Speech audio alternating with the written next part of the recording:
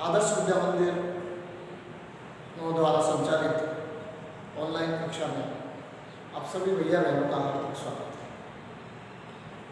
Corona के संकट काल में हम सबको इन ऑनलाइन कक्षाओं के माध्यम से अपना अध्ययन जारी रखना है और अपने आप को बचाना भी है, सुरक्षित भी रखना है। इसलिए आवश्यक उपाय जो सरकार द्वारा सुझाए गए हैं उन सब का हमको पालन करना है। आज हम कक्षा 10 विषय सामाजिक ज्ञान पार्ट फर्स्ट सामाजिक ज्ञान के 4 पार्ट हैं: इतिहास, नागरिक शास्त्र, अर्थशास्त्र और भूगोल। इनमें से आज हम इतिहास के प्रथम पाठ, इतिहास के पाठ नंबर 1 स्वर्णिम भारत प्रारंभ से लेकर 1206 ईस्वी तक के बारे में अध्ययन करना शुरू कर रहे हैं। स्वर्णिम भारत जैसा नाम से स्पष्ट है, भारत को स्वर्णिम कहा जाता था पहले। और स्वर्णिम क्यों कहा जाता था? जिस देश में किसी भी प्रकार की सामग्री की प्रचुर मात्रा में उपलब्धता हो, धन धान्य की कोई कमी ना हो, अर्थात हर तरह से देश उन्नति पर के मार्ग पर हो, ऐसे काल को स्वर्णिम काल कहा जाता है। तो ये भारत का स्वर्णिम काल था प्रारंभ से 1206 ईस्वी तक। इसके आधार, इसके बारे में हम अध्ययन करते हैं। विभिन्न प्रकार के उत्खनन करने के बाद, खुदाई करने के बाद पुरातात्विक जो अवशेष मिले हैं, उन अवशेषों के आधार पर हमें पता चलता है कि भारत की जो संस्कृति है वो विश्वव्यापी थी, सारे संसार में फैली हुई थी। ऐसा उस समय के मिले हुए अभिलेखों के आधार पर या उस समय के पुरातात्विक अवशेषों के आधार पर हमें पता चलता है।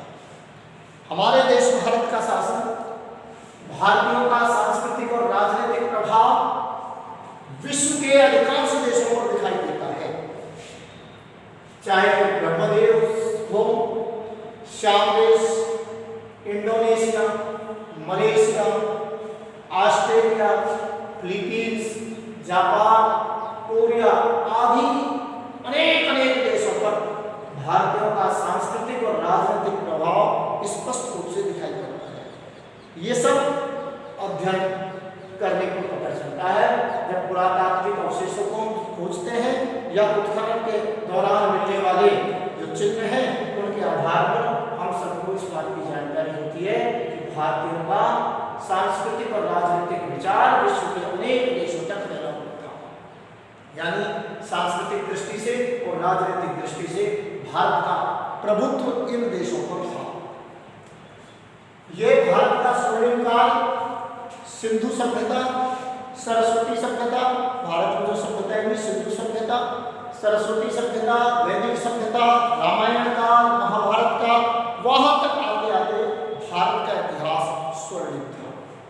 अर्थात भारत के पास किसी प्रकार की कोई कमी नहीं थी, खुशहाल था। उन्नति के मामले में, धन के मामले में, संस्कृति के बारे में और राजनीतिक क्षेत्र प्रभाव के बारे में, शिक्षा के बारे में भारत का प्रमुख स्थान था। इसलिए ये काल स्वर्णिम काल कहलाता था, भारत का स्वर्णिम काल कहलाता था। उत्तर वैदिक काल में धीरे धीरे जनपदों का निर्माण हुआ और वो जनपद बढ़ने लगे, जनपदों का अस्तित्व आया। और जैसे ही ईसा से पहले 6वीं शताब्दी तक भारत में अनेक जनपदों का निर्माण हो चुका था और ये जनपद धीरे धीरे विस्तार रूप लेते जा रहे थे और विस्तार रूप ले करके ये महाजनपदों में विकसित होते जा रहे थे। यानी जनपद मिलकर महाजनपद बनते जा रहे थे। उसके बाद शुरू होता है महाजनपद का। 6वीं शताब्दी ईसा पूर्व अनेक बड़े बड़े राज्यों की स्थापना हुई, बहुत सारे बड़े बड़े राज्य भारत में बने और ये बड़े बड़े राज्य अपने विस्तार के कारण जनपदों से बड़े बन गए, इसलिए इनको ये महाजनपद कहलाए।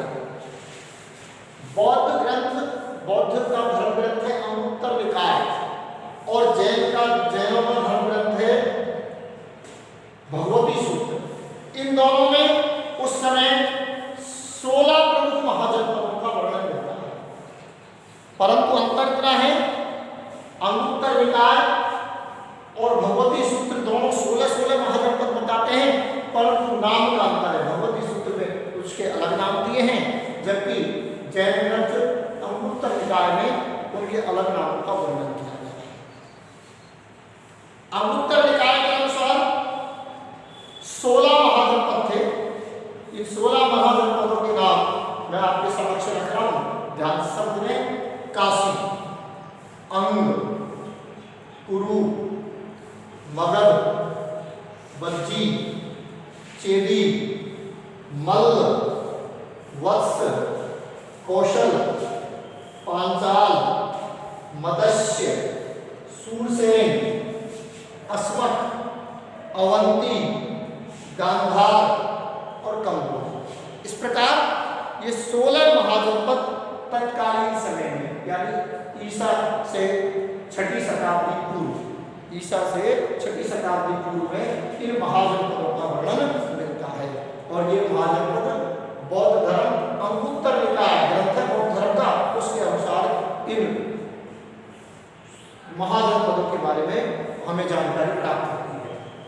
इन महाजनपदों में 2 प्रकार के राज्य चलते थे।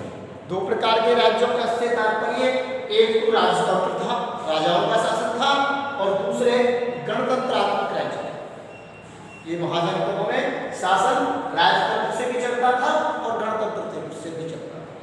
राजतंत्र वाले प्रमुख महाजनपदों में कौशल, वत्स, अवंती और उज्जैन। कौशल, वत्स, अवंती और उज्जैन ये ऐसे महाजनपद थे, इन महाजनपदों में राजाओं का शासन चलता था, राजतंत्र के अनुसार शासन चलता था। जबकि गणतंत्र के शेष अधिकांश महाजनपदों में गणतंत्र का शासन था, गणतंत्र का शासन चलता था। और ऐसे प्रमुख गणराज्य जहां गणतंत्र के अनुसार शासन चलता था, उन गणराज्यों में कपिलवस्तु के 60 के गणराज्य, संसुमार गिरी के भाग, अल्लकप के बुली, केशपुत्र के 60, राम के कोलिये, कुशीनारा के मल्ल, पावा के मल्ल, पिप्पलवन के मौर्य और वैशाली के लिच्छवी तथा मिथिला के विदेह, ये प्रमुख महाजनपद माने जाते हैं जहां पर गणतंत्र का शासन चलता था, गणतंत्र के अनुसार शासन चला करता था। इस प्रकार के ये प्रमुख महाजनपद माने जाते हैं। महाजनपदों में हमारे राज्य राजस्थान में भी 4 महाजनपदों का वर्णन मिलता है। चारों महाजनपदों में जांगल प्रदेश, दूसरा मत्स्य प्रदेश, तीसरा सूरसेन और चौथा सिंध। जांगल प्रदेश वर्तमान में जो बीकानेर जिला है और जोधपुर जिला है, उस जिले के क्षेत्र मिलकर उस समय जांगल प्रदेश के नाम से जाने जाते थे। और इसका जो राजा होता था वो जांगलधर बादशाह के नाम से जाना जाता था, जांगलधर बादशाह कहलाता था। इसकी राजधानी अहिच्छत्रपुर थी, जिसे आजकल वर्तमान में अहिच्छत्रपुर का नाम नागौर है, नागौर के नाम से जाना जाता है। वहां तक ये राजा राज्य करते थे, जांगलधर बादशाह के नाम से जाने जाते थे। और आज का जो बीकानेर और जोधपुर जिला है उसका पूरा क्षेत्र इस जांगल प्रदेश में आता था। दूसरा है मत्स्य प्रदेश, वर्तमान में जयपुर के आसपास का जो क्षेत्र है वह है, और इसके अलावा अलवर और भरतपुर जिले के कुछ क्षेत्र मिलकर के मत्स्य क्षेत्र के नाम से जाना जाता था, मत्स्य प्रदेश के नाम से जाना जाता था। इसकी राजधानी थी विराटनगर, जो आजकल बैराट के नाम से जानी जाती है। जिसे बैराट कहते हैं वो पहले विराटनगर थी, और विराटनगर मत्स्य प्रदेश की राजधानी थी। हमारे ध्यान में है मत्स्य प्रदेश जयपुर के आसपास का क्षेत्र, अलवर और भरतपुर के कुछ भाग मिलाकर के मत्स्य प्रदेश कहलाता था। इस प्रकार से दूसरा जो महाजनपद था वो मत्स्य प्रदेश था। तीसरा सूरसेन महाजनपद। आधुनिक ब्रज क्षेत्र, आज का जो ब्रज क्षेत्र है, चाहे वो उत्तर प्रदेश के क्षेत्र में आता हो, चाहे राजस्थान के भरतपुर क्षेत्र में, कामा क्षेत्र में आता हो, वो जो आधुनिक ब्रज क्षेत्र है वह ब्रज क्षेत्र मिलकर के सूरसेन महाजनपद के नाम से जाना जाता है। इसकी राजधानी थी मथुरा। मथुरा राजधानी थी, वही मथुरा यहाँ पर भगवान श्री कृष्ण का जन्म हुआ था। इनके वंश यानी यदुवंश का शासन वहां पर चलता था। यदुवंशियों का शासन था सूरसेन जनपद में। आधुनिक ब्रज क्षेत्र का भाग जो आज ब्रज क्षेत्र में आता है वह इस क्षेत्र के अंदर, इस राज्य के अंदर आता था, जिसे सूरसेन महाजनपद कहा जाता है। चौथा है सिवी महाजनपद। सिवी महाजनपद की राजधानी शिवपुर थी। ये पश्चिम से लेकर दक्षिण तक फैला हुआ था, अर्थात पंजाब से शुरू होकर राजस्थान में दक्षिण पूर्व तक, यानी मेवाड़ का जो क्षेत्र है, जहाँ पर उदयपुर का क्षेत्र है, उस क्षेत्र तक ये विस्तृत था, फैला हुआ था। ऐसा एक महाजनपद था जिसे सिवी महाजनपद का नाम दिया गया। तो इस प्रकार राजस्थान में भी जो महाजनपद काल में 4 महाजनपदों का वर्णन मिलता है, जिन महाजनपदों के बारे में मैंने आपको विस्तार से समझाया। अब हम इन जनपदों की शासन प्रणाली कैसे चलती थी, जनपदों में राज्य किस प्रकार चलता था, कैसी शासन की व्यवस्था थी, जिस प्रकार की शासन प्रणाली आज चलती है वैसी थी या उसके उलट थी, कोई अंतर था। तो इसके लिए 4 भाग हम बताते हैं कि जनपदों की शासन प्रणाली कैसे चलती थी। एक तो राज सत्ता पर कुलीन परिवारों का अधिकार, यानी जो राजा होता था, इन जनपद का जो भी राजा बनता था वह कुलीन परिवार का व्यक्ति बनता था। उसी के अधिकार में, उसी के ऊपर, उसी को सत्ता करने का अधिकार था, सत्ता चलाने का अधिकार। अर्थात जो भी कुलीन परिवार माना जाता था, श्रेष्ठ परिवार माना जाता था, वह परिवार ही राज सिंहासन को संभालता था और वो शासन चलाता था। इस राज्य का शासन चलाने के लिए संस्थागार नाम की एक सभा बनी हुई थी। जिस प्रकार वर्तमान में संसद बनी हुई है, वैसे उस समय संस्थागार राज्यों की सबसे बड़ी एक संस्था थी जो विभिन्न राज्य के कार्यों की देखरेख और संचालन का काम करती थी। इसके प्रतिनिधि जो भी होते थे वो प्रतिनिधि मिलकर शासन व्यवस्था को संभालते थे। विवादग्रस्त विषयों पर मतदान से निर्णय होता था। कोई विषय विवादग्रस्त होता था तो उसमें संस्थागार में बहस होती थी।